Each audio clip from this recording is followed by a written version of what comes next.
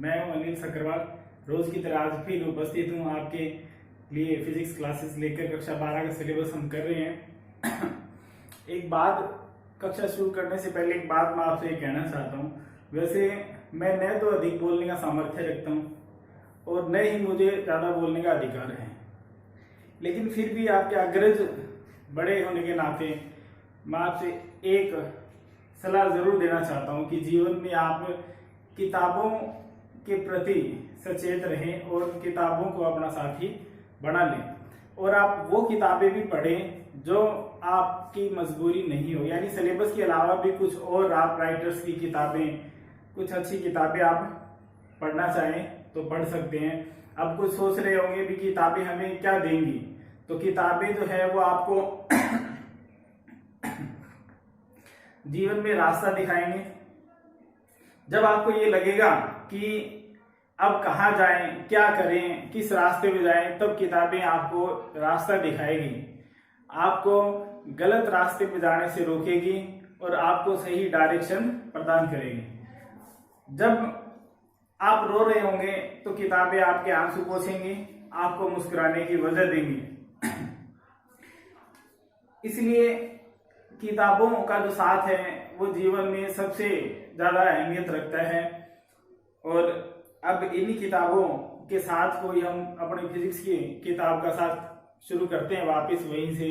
बस मेरा कहने का उद्देश्य यही था कि आप लोग किताबों को जो है वो और भी अच्छे राइटर्स की किताबें पढ़ सकते हैं जिनसे बहुत शिक्षा मिलती है। जैसे एपीजे अब्दुल कलाम जो है हमारे पूर्व राष्ट्रपति वैज्ञानिक रहे हुए हैं, उनकी जीवनी अगर आप पढ़ेंगे तो बहुत कुछ सीखने के लिए जीवन में प्रेरणा मिलेगी। तो कक्षा 12 के साथ जब भी आपको समय मिलता है या आप साइंस से बोर हो जाते हैं तो आप उन किताबों का पढ़ सकते हैं। उसमें विंग्स ऑफ फायर एक अच्छी बुक है जो हिंदी मीडियम इंग्लिश मीडियम दोनों में उपलब्ध है। अग्नि की उड़ान जो ऑटोबायोग्राफी है डॉक्टर एपीजे अब्दुल कलाम की, बहुत अच्छी, उसके अंदर हमें सीखने को बहुत कुछ मिलता है। तो ऐसी किताबें जरूर आप साथ साथ पढ़ें। आपको जीवन में साइंस के साथ साथ सही रास्ते पे चलने का जो तरीका है वो भी आपके जीवन में आएगा। अब शुरू करते हैं आगे के टॉपिक। कल तक हमने बात कर ली थी द्विध्रुव के बारे में, हम पढ़ रहे हैं। द्विध्रुव क्या होता है थोड़ा सा रिवाइज कर देता हूं, उसके बाद में फिर हम आगे की बात करेंगे। द्विध्रुव क्या होता है? दो आवेशों की ऐसी व्यवस्था है जो परिमाण में समान होते हैं और प्रकृति में विपरीत होते हैं, वो द्विध्रुव कहलाते हैं। दोनों आवेश जो परिमाण में समान होते हैं, प्रकृति में विपरीत होते हैं, इसलिए हमेशा द्विध्रुव का कुल आवेश 0 होता है। हम इसके न्यूमेरिकल करेंगे बाद में, वहां इस बात का यूज भी होगा। और ये आघूर्ण उत्पन्न करते हैं, द्विध्रुव आघूर्ण कहते हैं। उसका फॉर्मूला में लिखा था P = Q × 2L, यानी आवेश गुणा दूरी जो है वो द्विध्रुव आघूर्ण होता है। कूलम × मीटर इसका मात्रक होता है। इस बात का यूज डेरिवेशन में होगा। कल भी हमने किया था। कल लाइट चली गई थी बीच में, इसलिए थोड़ा अंधेरा था, हमने मोबाइल टॉर्च से थोड़ा सा उसको पढ़ा तो काफी 1-2 कमेंट्स भी आए। 1-2 हमारे भौतिक विज्ञान के साथी व्याख्याता जो है उन्होंने भी मुझे सुझाव दिया कि वो थोड़ा सा क्लियरिटी कम रहती थी। तो कोशिश ये करेंगे कि अब ऐसी दिक्कत नहीं आए। फिर भी अगर किसी ऐसी कोई प्रॉब्लम पर्टिकुलर आ जाती है या कुछ समझ लेते हैं, बोलने पर भी समझ आते हैं, बाकी फिर भी किसी को दिक्कत आती है तो आप कमेंट बॉक्स में ये बात लिखते हैं। और जो भी वीडियो देखते हैं वो आप इस चैनल को सब्सक्राइब कर लें। फिजिक्स बाय अनिल सक्करवाल नाम से आपको मिल जाएगा। अगर आपको किसी माध्यम से वीडियो मिलती है तो चैनल का नाम फिजिक्स बाय अनिल सक्करवाल है, उसको आप सर्च करके सब्सक्राइब कर ले और बेल आइकन दबा दें तो आपको नोटिफिकेशन मिलते रहेंगे। अब हम उसके अंदर हमने अक्षय रेखा पर बात कर ली थी। अक्षय रेखा होती है कि दोनों आवेशों को मिलाने वाली जो रेखा है उसको हम अक्षय रेखा कहते हैं। उस पर अगर कोई बिंदु आवेश रखा गया है, वहां पर हमें तीव्रता ज्ञात करनी है, तो उसका फॉर्मूला हमने सोल्व कर लिया था जो आया था K2P/R3, और उसका ग्राफ भी हमने डायग्राम किया था, बनाया था। अब हम उसमें दूसरा जो भाग है डेरिवेशन का आज वो करेंगे, और वो है उसकी निरक्षीय रेखा। कल हमने इसकी बात कर ली थी कि अक्षीय रेखा और निरक्षीय रेखा में क्या अंतर होता है। अक्षीय जैसा मैंने अभी बताया, कल भी बताया था कि दोनों आवेशों को मिलाने वाली रेखा अक्षीय रेखा कहलाती है। निरक्षीय द्विध्रुव के जो मध्य बिंदु है उसके लंबवत गुजरने वाली रेखा निरक्षीय रेखा कहलाती है। अब हम उस पर सोल्व करेंगे कि उस पर विद्युत क्षेत्र की तीव्रता कितनी होती है। तब सोल्व करते हैं नेक्स्ट टॉपिक।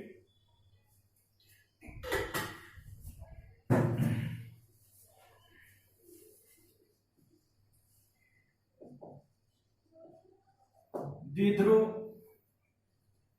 की निरक्षीय, इसके लिए एक वर्ड और यूज करते हैं विषुवतीय, दोनों वर्ड ध्यान रखना, कोई भी लिख देते हैं। विषुवतीय, रेखापन, विद्युत क्षेत्र की तीव्रता, electric field intensity at the equatorial line of electric dipole,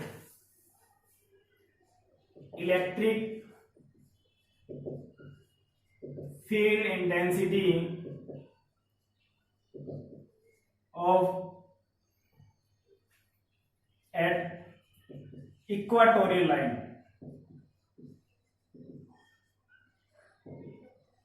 of dipole या इलेक्ट्रिक डाइपोल एक ही होता है। अब सबसे पहले जो इसके अंदर हमें वही बातें हमें लिखनी है कि इक्वाटोरियल लाइन क्या होती है, उसकी परिभाषा लिखनी है। फिर हम जो जो पॉइंट्स लेकर चल रहे हैं, जो जो बिंदु हम मान रहे हैं उनके बारे में, जो सिंबल्स यूज कर रहे हैं उनके बारे में आपको लिखना है बस। उसके अलावा हमें डायरेक्ट डेरिवेशन करना है, बेवजह की रामायण नहीं लिखनी है इसके अंदर। तो हम क्या कहें, इसकी परिभाषा साथ साथ आप लिख लिया, मैं बोर्ड पे भी लिख देता हूँ, बोल भी देता हूँ। अगर कहीं दिखने में कोई समस्या आती है, बाई चांस ज्यादा हाई क्वालिटी का मोबाइल नहीं है मेरे पास, इसलिए हो सकता है पिक्चर क्वालिटी में दिक्कत हो, तो इसलिए मैं साथ साथ हर बात को बोल भी देता हूं, तो आप सुनकर उसको लिख सकते हैं। द्विध्रुव के मध्य बिंदु के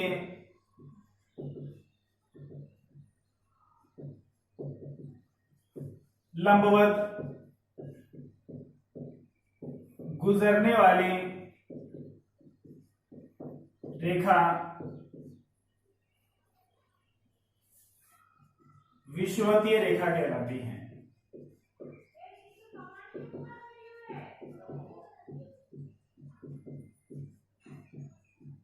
अब सेम उसी तरह से हमें मानना है इसके अंदर, जब आपको दे दिया द्विध्रुव, कल बताया, बात करी थी हमने कि द्विध्रुव दे दिया, तो द्विध्रुव का मतलब आपको से ये इतनी बातें दे दी, एक प्लस एक माइनस आवेश है और बीच की दूरी है और मध्य बिंदु है और एक माइनस क्यू प्लस क्यू आवेश है, ये हमें दे दिया। तो हम यहां मान लेते हैं कि ये माइनस क्यू आवेश है और ये प्लस क्यू आवेश है, ये इसका मध्य बिंदु है। मध्य बिंदु से दूरी क्या हो जाएगी, दो भागों में बांट दें तो ये हो जाएगी L और ये भी L, क्योंकि दोनों के बीच की दूरी हमने 2L मानी थी, क्यों मानी थी ये पिछली क्लास में हम डिस्कस कर चुके हैं। कोई डायरेक्ट किसी क्लास में पहुंचता है तो उसको दिक्कत आएगी, तो उसका समाधान आप क्या करें, डे वाइज क्लासेस लिखी रहती है यूट्यूब पे, तो आप उसके पीछे वाली क्लास को देखिए तो आपको पता चल जाएगा कि आगे क्लास में क्या चल रहा है। अब ये जो लाइन है ये इसकी विषुवतीय रेखा है, ये विषुवतीय रेखा है। कौन सी, जो इसके मध्य बिंदु से लंबवत गुजरती है वो विषुवतीय रेखा है। यहाँ हमें तीव्रता ज्ञात करनी है, ये वो बिंदु P है जहां पर हमें तीव्रता ज्ञात करनी है। यहाँ पर हम कोई परीक्षण आवेश प्लस क्यू नॉट रख देते हैं या हम इसको +1 भी लिख देते हैं किताबों में, +1 आवेश भी मान लेते हैं, इकाई आवेश रख दिया। इकाई आवेश इसलिए कि Q1 Q2 गुणा करेंगे तो वो का वही आ जाएगा। वैसे मैंने आपको बताया था कि यहाँ पर हमें बल निकाल के फिर F/Q0 करके फिर तीव्रता निकाल के फिर यूज नहीं करना, हम तीव्रता पढ़ रहे हैं तो वो रिजल्टेंट वैल्यू पढ़ेंगे, डेरिवेशन पहले से काफी लेंथी हो जाएगा, इसलिए आपको क्या करना है, डायरेक्ट तीव्रता का सूत्र ही यूज करना है, उसमें कोई गलती नहीं होगी या किसी प्रकार के नंबर नहीं काटे जाएंगे उसमें।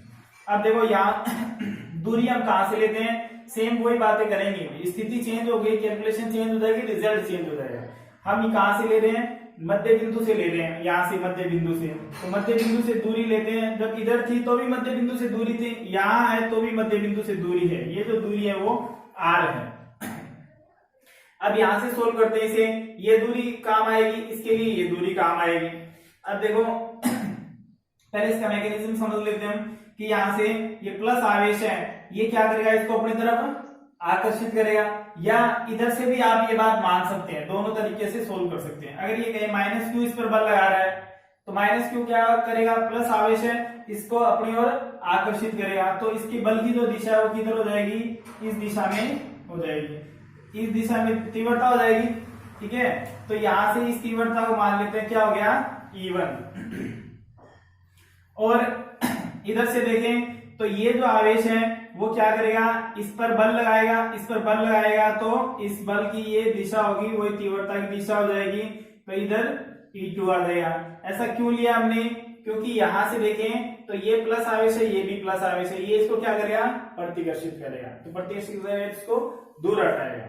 अब देखो ये जो दूरी ले अपने यहां से R है, L है और ये R है, ये सीधी रेखा है, समकोण बन रहा है 90 डिग्री, तो समकोण त्रिभुज हो गया। जो सामान्य गणित है उसके बारे में डिटेल से नहीं लिखेंगे, सिंपल सी बात है, ये आप 6वीं 7वीं क्लास में आ जाती है, पाइथागोरस प्रमेय, कर्ण स्क्वायर बराबर आधार स्क्वायर प्लस लंब स्क्वायर। तो यहां से इसकी वैल्यू क्या आ जाएगी, under root R square plus L square. इधर से इसकी दूरी भी क्या आ जाएगी, अंडर रूट R स्क्वायर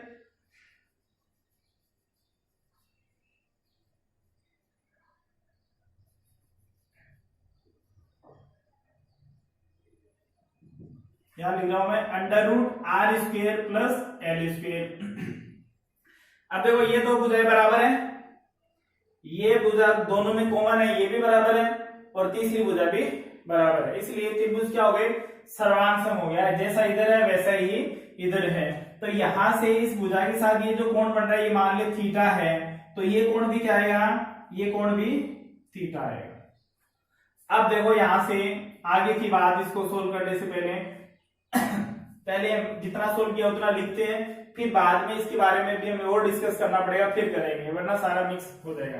तो यहां से सबसे पहले देखें तो इस P बिंदु पर माइनस क्यू के कारण तीव्रता क्या आएगी, K Q upon R square. R का मतलब कौन सी दूरी है, इस बिंदु को ए मान ले, इस बिंदु को बी मान ले, तो यहां से दूरी एपी होगी। एपी दूरी कितनी है, ये है। जब इसका स्क्वायर करेंगे तो अंडर रूट हट जाएगा, वैल्यू आएगी R square plus L square. ठीक है, यहाँ माइनस नहीं लेना है, यहाँ प्लस नहीं लेना है, यानी हमें केवल मैग्नीट्यूड लेना है। मैग्नीट्यूड क्यों लेना है, क्योंकि यहाँ वैल्यू कोणों के अनुसार याद करनी है। जब एडिशन या सब्ट्रैक्शन जो वैल्यू होती है, योग या माइनस जब कब करते हैं, जब एक ही दिशा में होती है या विपरीत दिशा में, स्ट्रेट लाइन पर जब वैल्यू होती है तब काम होता है। वो अगर किसी एंगल पर है तो वैल्यू एंगल के अनुसार सोल्व होगी, और उसके लिए हमें क्या करना पड़ेगा, हम फॉर्मूला लगा के उसको सोल्व करेंगे और वहां हमें केवल मैग्नीट्यूड यूज करना है। तो पहले इसके बारे में लिख रहा हूं मैं यहाँ कि माइनस क्यू के कारण P पर तीव्रता क्या माना हमने, इसको E1 माना है, E1 है, तो E1 बराबर आ जाएगा K Q upon R square. R square का मतलब दूरी का स्क्वायर, दूरी क्या है एपी, तो एपी का स्क्वायर, एक बार मैं पूरा लिख देता हूं। यहाँ एपी का मतलब क्या है, under root R square plus L square. अब यहां से जब इसका स्क्वायर करेंगे तो अंडर रूट हट जाएगा, तो E1 बराबर आ गया K Q upon R square plus L square. इसे दे दे समीकरण नंबर 1। इसी तरह दूसरी समीकरण लिखते हैं, पहले हम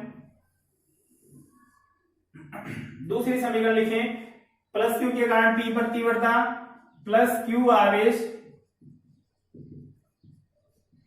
के कारण P पर तीव्रता, E2 मान लेते हैं इसे। ये क्या आएगा, के क्यू अपॉन, क्योंकि आवेश कितना क्यू है, मैग्नीट्यूड लेना है, परिमाण लेना है, और बीच की दूरी कितनी है, बी से पी तक की दूरी, वो भी यही है।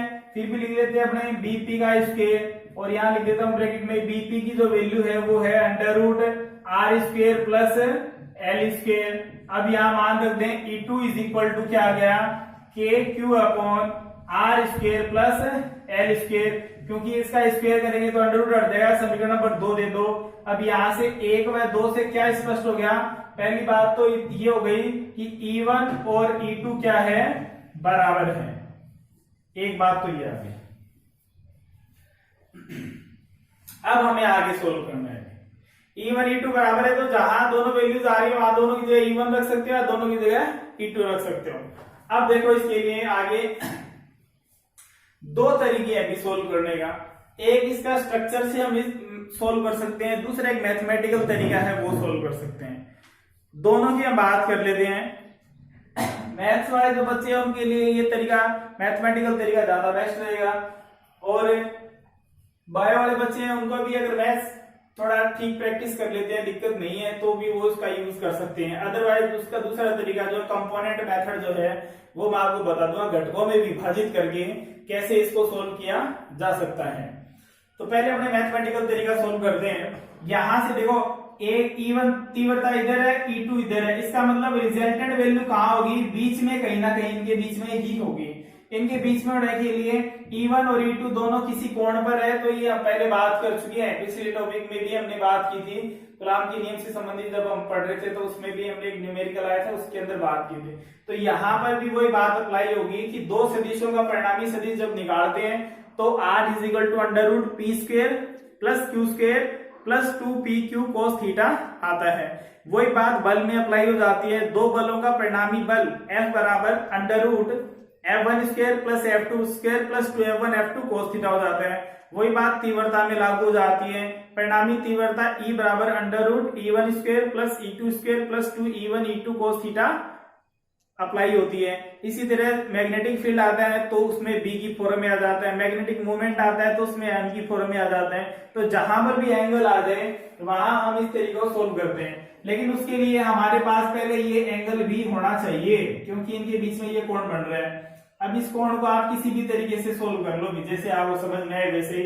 हमें केवल ये नहीं लिखना भी कहां से आया ये एंगल, हमें बताना भी एंगल कितना है। ये देखो सिंपल सी बात है, त्रिभुज ABP, सिंपल सी एक थ्योरम यूज करें 7वीं क्लास की, तो क्या होता है किसी भी त्रिभुज की एक भुजा को आगे बढ़ाने पर जो कोण बनता है उसको क्या बोलते हैं, एक्सटीरियर एंगल, बहिष्कोण बोलते हैं। और ये जो बहिष्कोण होता है वो इसके साथ वाले कोण को छोड़ के बाकी दोनों इंटीरियर जो एंगल है उनके सम के बराबर होता है। देन θ + θ = 2 थीटा, ये हो गया 2 थीटा। तो परिणामी तीव्रता क्या होगी इस कोण के अनुसार निकाल सकते हैं हम। तो परिणामी तीव्रता ये मैथमेटिकल तरीका है भी जिसके अंदर हमें कोई थ्योरी नहीं लिखी, इसका ये फायदा भी इसमें थ्योरी नहीं लिखनी पड़ेगी। जो कंपोनेंट वाला पार्ट है उसके अंदर थ्योरी लिखनी पड़ेगी, हमें 4-5 लाइनें थी, इसको कोस घटके में डिवाइड करते हैं, E1 cos थीटा और E1 sin थीटा, फिर उसको क्षैतिज में डिवाइड करते हैं और ऊर्ध्वाधर में करते हैं, फिर उनको जोड़ते हैं और सोल्व करते हैं। तो उससे बेटर ये ज्यादा अच्छा तरीका है, बाकी उस तरीके की हम बात करेंगे। परिणामी तीव्रता E =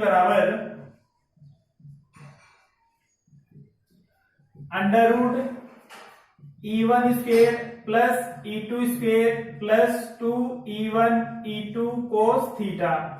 अब देखो थीटा की जगह तो आ गया 2 थीटा, E1E2 बराबर है, दोनों की जगह कुछ भी रख दो, दोनों के मान है क्योंकि दोनों के सेम है। E1 रखोगे तो भी वही रखना है और E2 रखेंगे तो भी वही रखना है। तो E = आएगा E1 रख रहा हूं मैं दोनों की जगह, तो ये E1² + E2² + 2E1 * E2, इसकी जगह भी E1 और ये E2 की जगह भी E1 cos 2 थीटा।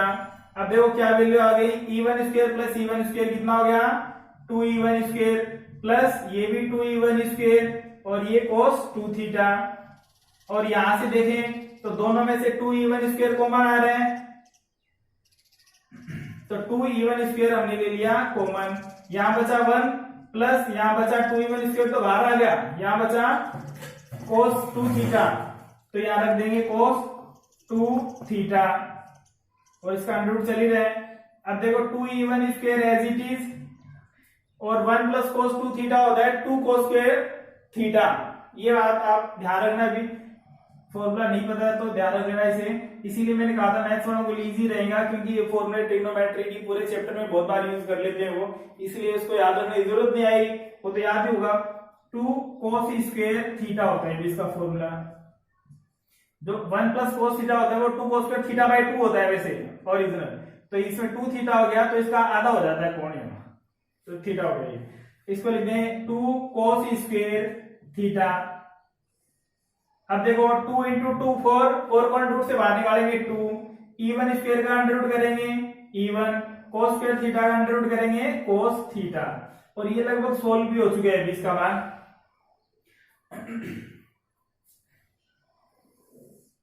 अब यहां से देखें तो समीकरण 3 में मान रख दो भी, किस किस के मान रखने हैं, E1 का रखना है, तो E1 का मान ये रहा KQ/R² + L²। cos थीटा का मान रखना है, cos थीटा का मान के लिए दो त्रिभुज है ये और ये दोनों एक जैसे ही है, किसी से निकाल लो। cos थीटा बराबर क्या होता है, आधार बटेकरण तो आधार बटे कर्ण, आधार क्या है, base upon perpendicular, base L है और hypotenuse, sorry base upon hypotenuse, hypotenuse R square plus L square का अंडर रूट है। तो यहाँ से कोस थीटा का मान और निकाल लेते हैं। तो E1 समीकरण 3 में E1 और कोस थीटा के मान रख दो। तो यहाँ से कोस थीटा किसी भी त्रिभुज से ले लो, त्रिभुज AOP से कोस थीटा बराबर होता है आधार बटे कर्ण। आधार है L और कर्ण है under root L square plus R square, ये है।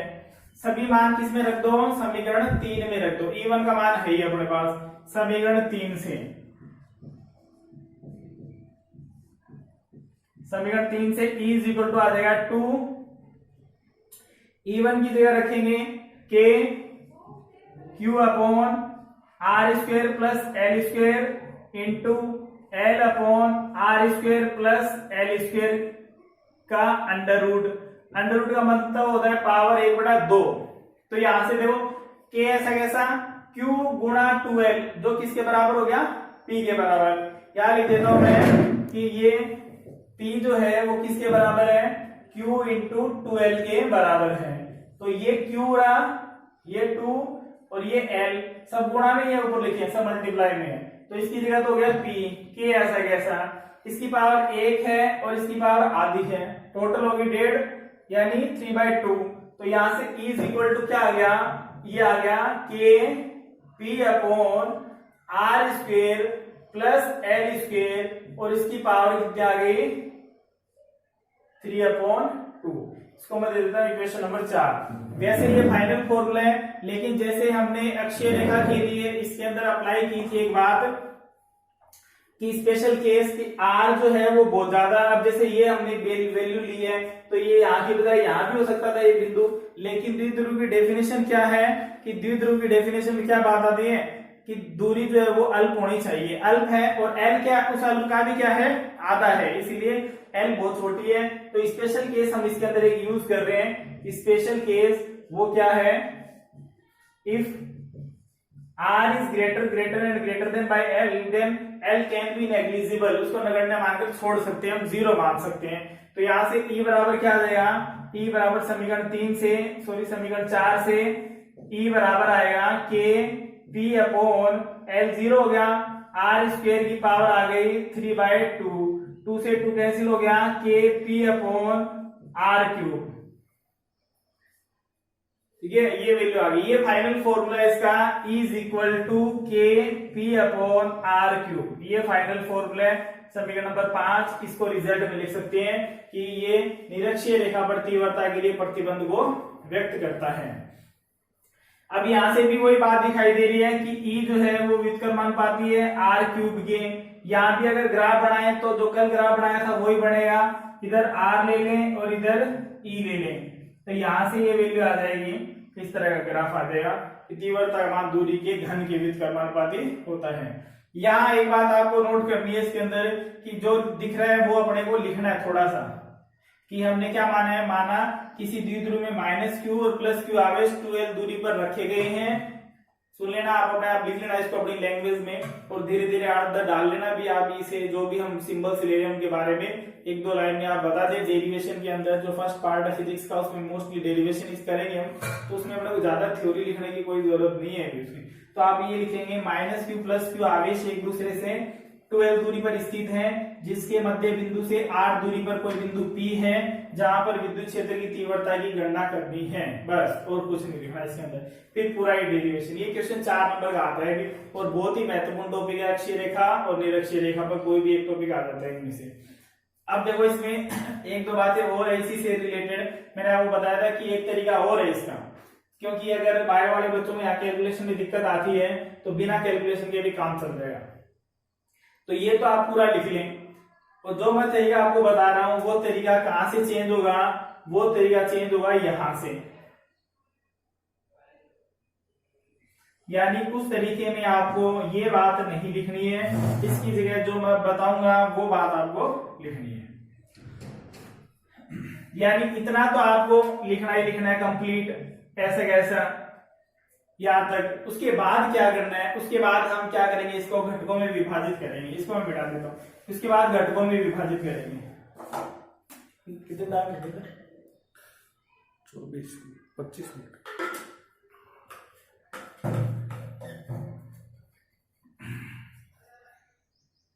अब देखो इसको घटकों में दूसरा तरीका ये होता है कि हमें इस एंगल की जरूरत नहीं है। घटकों का जो पार्ट है 11वीं में बहुत डिटेल से आ जाता है कि कोई भी वैल्यू अगर किसी एंगल पे है तो उसको दो घटकों में विभाजित कर सकते हैं। जिसके साथ एंगल बन रहा है वो क्षैतिज घटक, उसके ठीक 90 डिग्री पर उसका परपेंडिकुलर यानी लंबवत घटक। तो यहां से देखें, सबसे पहले बात कर रहे हैं E1 की। E1 को स्ट्रेट लाइन से देखें तो ये हो गया E1 का ये पार्ट। यहां से देखें तो कोण कितना बनेगा कि ये कोण बन रहा है, देखो ये जेड की आकृति बन रही है, ये थीटा है तो ये भी थीटा है, इसलिए हमने ये भाग लिए है।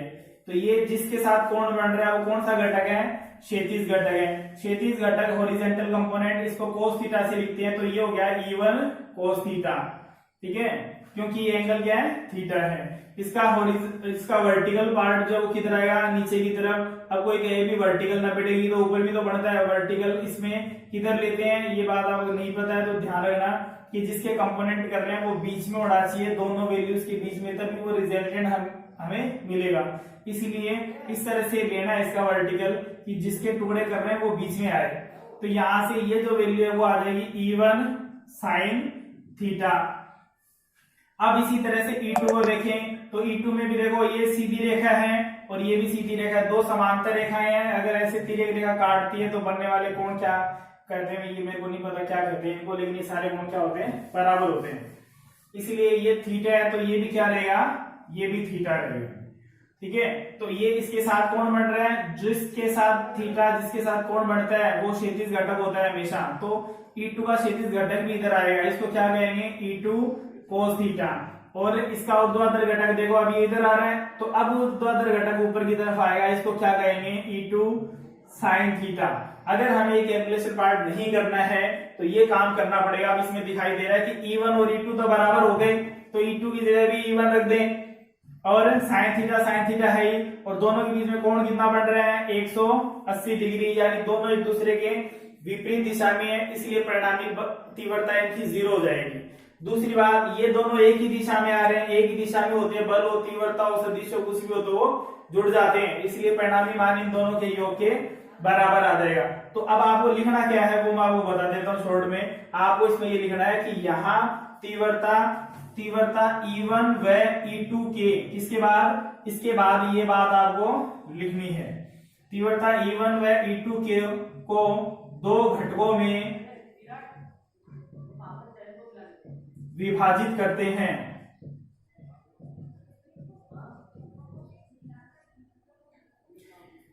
क्षैतिज घटक ये लिखो, ऊर्ध्वाधर घटक, दोनों के ऊर्ध्वाधर, या पहले पूरा लिख सकते हो आप, E1 का क्षैतिज घटक E1 cos थीटा, ऊर्ध्वाधर घटक E1 sin थीटा, वो जैसे भी समझ में आए वैसे लिख लो।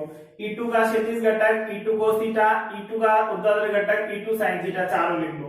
फिर उसके बाद आपको ये लिखना है कि ऊर्ध्वाधर घटक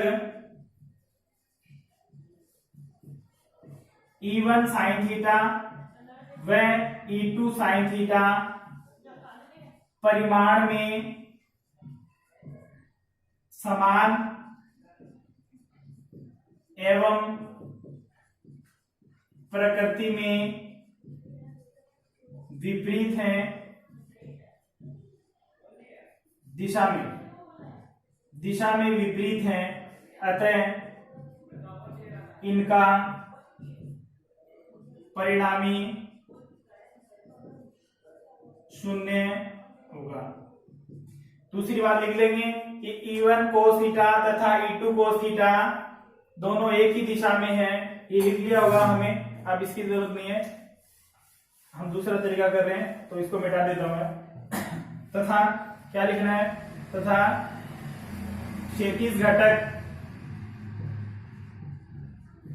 E1 cos थीटा व E2 cos थीटा एक ही दिशा में है, अतः परिणामी तीव्रता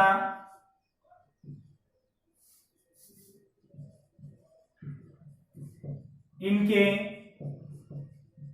योग के बराबर होगी।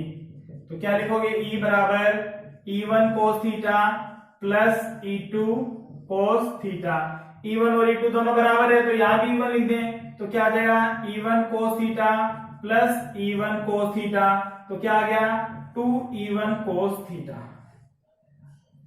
पहुंचे हम वही है जहां ये यहाँ रिजल्ट लिखा था, वही आ गई, समीकरण 3 पहुंच गए। अब इसमें E1 का मान ये रहा जो पहले लिखा था और cos थीटा का मान वो रहा, आगे की कैलकुलेशन में कोई परिवर्तन नहीं हुआ।